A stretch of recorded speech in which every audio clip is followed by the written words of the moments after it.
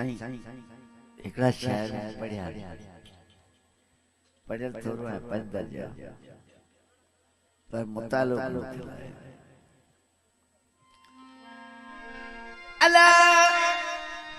पल पल आई याद मुखे पंजे माग जे ये धरती माओ है अन्न बदिए दाणो बदिए सब बदिए पल पल आई याद मुखे पंजे माग जी तू मुझे हर साह में आए का फरियाद तो बिन आजाद पर आजादी ऊपरी आजो आखिन अखियों अनभाया हनवार आजो आखिन अखियों अनभाया हनवार कारो वेश बदलते हैं दिल में सजन जी सहार हो कारो वेश बदलते दिल में सजन जी सहार हो तू छा जाने यार मातम मुझे मन जो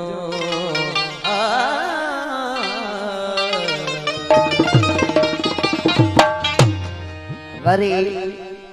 दिल जरी खे सजन याद आया सजन सजन नारा है वरी दिल जरी खे सजन याद आया अखियां खेत दीहर अखियां खेत दीहर रुवण याद आयो अता रुवण याद आयो वरी दिल चरे सजन याद आयो सजन याद आयो अखियां खेत दीहर रुवण याद आयो रुवण याद आयो वरी दिल चरे सजन याद आयो वरी दिल चरे सजन याद आयो अखियां खेत दीहर चल खेत दी है चल खेत दी है रुवण याद आयो अता रुवण याद आयो वरी दिल चरे सजन याद आयो वरी दिल चरे सजन याद आयो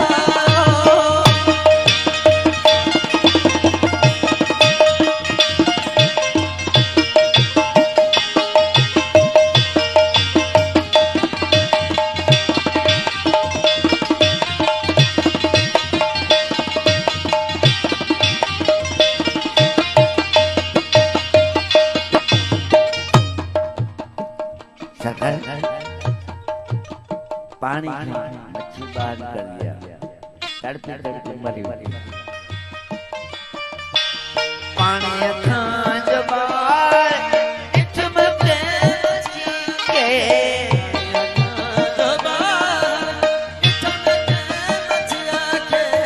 पानी खां जबार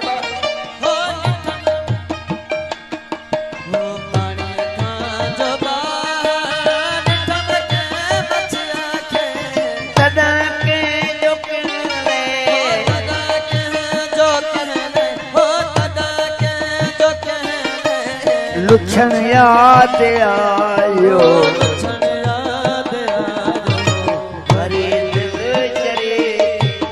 सजन याद आयो सजन याद आयो अखियां खेत दीहर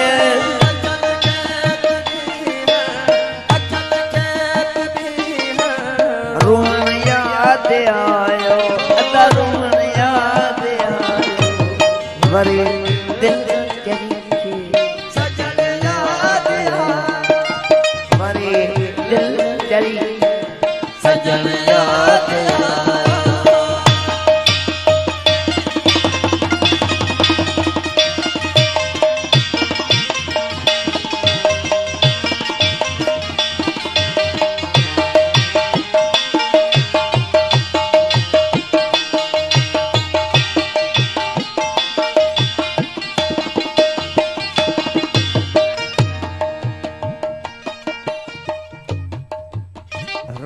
रात सारी उसीड़े में सोढल रुनुम रात सारी उसीड़े में सोढल रुनुम रात सारी उसीड़े ओ रुनुम रात सारी ओ उसीड़े में सोढल जना जो सब हो जदा तो सब हो सुमन याद सुमन याद आयो हरे दिल चरे सजन याद आयो हरे दिल चरे आखे सजन याद आयो अखिन के हो अखन के दी हो अखन के दी हो रुमन याद आयो